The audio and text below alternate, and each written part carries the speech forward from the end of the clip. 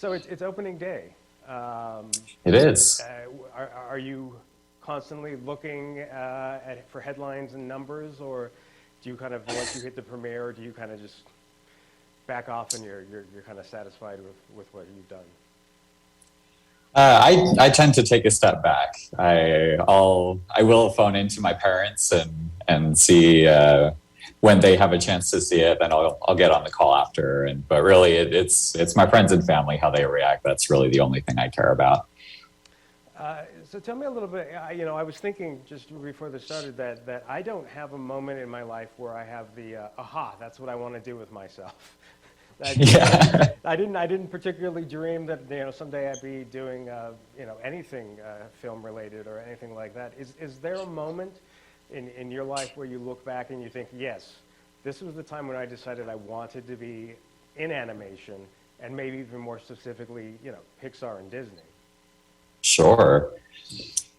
I think for myself, my pathway getting here was sort of a meandering path. I had, like many young children, I had grown up with the films of Disney and Pixar, and I had a great appreciation for animation, but I did not necessarily have that as like any career aspirations when I was too young.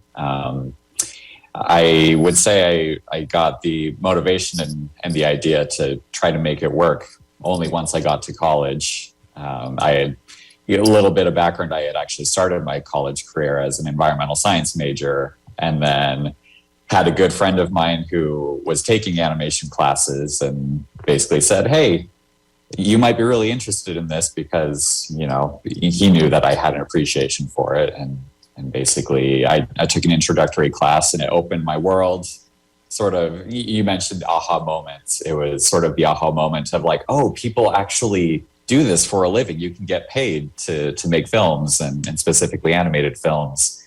And so it was sort of at that moment where I was, I guess, keen to pursue it and see where the path led. Had you been much of a movie fan up to that point?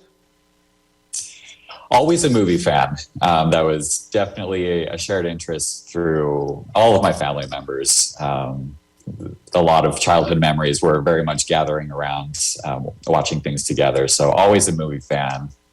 And so making the transition into the space, it felt right, even if it was unexpected. Were you an artist prior to this? Did you doodle? Did you, what were you prior to this moment?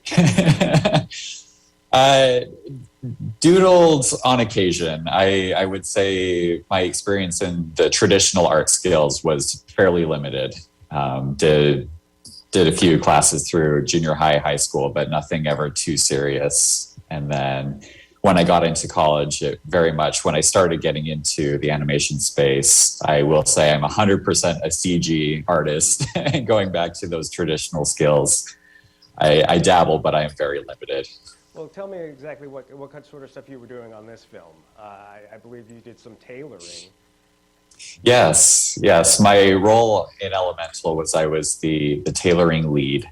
So through my department, myself and all of my team, we were in charge of costuming every single character that you see on the screen. So ultimately, we would get the designs from our in-house art department. They would give us sketches and say, this is sort of what we want the character to look like. And then it was our job to realize those designs in 3D and drape the clothing on the characters and make sure that in motion, everything looks proper, that the materials act like we would expect them to. Yeah, I think one thing that must have been a challenge for you on this one, though, was that sometimes the body forms change shape, because you have, characters that are made out of water who are constantly kind of, what exactly fits is changed from one moment to the next. Was that particularly challenging? It definitely did present its challenges. Early on, we were instructed that the designing principle is these are not human characters. And so while they might be, bipedal, while they have human-esque forms, they're not human. And so they don't have human anatomy. And as you said, their forms can change dramatically. So it definitely presented some challenges to us early on. It was the question of, oh, how do we drape a shirt on a character with no shoulders? And then from there, the complexity just sort of ballooned out. But what it did do was present a lot of really thrilling challenges that we were excited to tackle. Ironically, my sister is a real-world tailor, so she oh, really? works in the entertainment industry doing similar to what you do. She gets designs and she has to go and make things for, based on the parameters. She occasionally will find a way to kind of put her own little flair into things. Are you able to sneak a little of your own personal style or, what?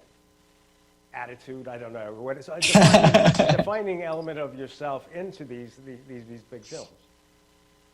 Sure. I mean, it's always a balance, right? We definitely want to expect or respect what the art department has given us, but at the same time, there is a lot of creative leeway to take the design and sort of adhere to the spirit of the law rather than the letter in some instances. And so there are occasions where our department will say, hey, this is what we were given, but we thought it might be fun if X, Y, or Z. And that can be anything from changing proportions on, say, some accessory elements like buttons or badges or what have you. There's always an opportunity to try to plus it. And then, if the art department goes for it, then great. But sometimes they'll push back and say, well, actually, we really like this. And so it's always a push and pull. But what I really love about Pixar is there is that freedom to explore. Yeah, I think one of the things that people always talk about when they talk about Pixar is the collaborative sort of open room. Everyone can have a voice sort of environment, which to me is well. I think you probably know this as well as I do. That's not exactly how the industry usually works. Right. Usually not that sort of sense of team, quite to the extent that Pixar puts that together. Maybe talk a little bit about what that Pixar makes Pixar different and such a great place to work for. Yeah, I mean, I think you hit it on the head. Like being part of such a fantastic creative community, I think is really the key to everything. When I think about art, I think the best art comes from your abilities complemented with your constraints. And I think that's what Pixar does really well, is that we have a lot of people who just have immense creative talents. And then we have other people who say, this vision is amazing, this is what we can do. And then it's sort of everybody's job to say, okay, well then how can we thread the needle? And it's using those constraints to inform the artistic decisions that we make, while at the same time trying to push those constraints. I think all of that, just getting so many creative heads in one room and finding solutions, is the key to the magic, I would say. When you look back at this film, is there any particular sequence or design or something that you'll always hold on to that more than something else? Oh, I think of some of the very fun things that I had the opportunity to be a part of were some areas where in animation you get to play with things and you get to play with physics a lot of times, and something just needs to be believable. It doesn't have to be 100% real. And so I look at some sequences where we definitely got to do that.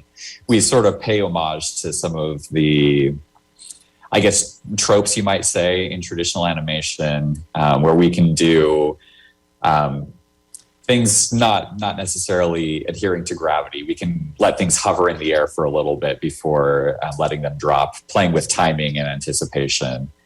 And so I look at some things. There's one shot in particular, it was actually in some of the promo material, where one of our air characters gets hit by a passing car, but they're not human. But their shirt essentially can go off their body, and it sort of pinwheels in the air for a second. And that was a shot that I had the opportunity to do, and it was fun to get that. And we want things to be believable, but at the same time play up the fun and rich nature of the world, and sort of, let the clothing pinwheel in the air for a bit, let it defy gravity before falling. Those sorts of things that that break from realism is sort of what makes animation so exciting to me. Well, and I know exactly the moment you're talking about. So Yeah. you made something that was memorable, and I hadn't seen any trailers. I've only seen the movie, but I still know exactly what moment you're talking about.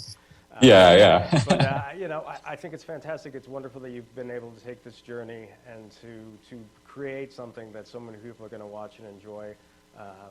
I know that my mother is going to be talking about this movie for a while, and I'm really prepared for that, and I'm okay with that. Hopefully your family will react positive to the film as well, and everything will be successful. And you're probably already on to the next thing. Yeah, that's the nature of things. You finish one thing and you have a collective moment or two to breathe and relax, and then on to the next thing. So, Well, I appreciate you taking some time. So thank you so much. oh, thank you very much.